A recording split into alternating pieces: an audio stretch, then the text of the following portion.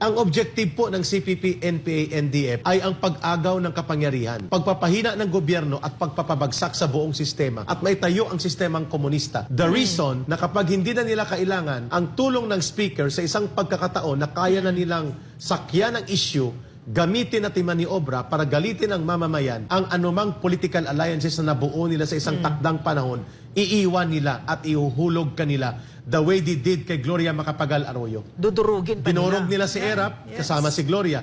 Nang maupo si Gloria, dinurog nila si Gloria, kasama na naman ang panibagong alyansa sa Liberal Party Group.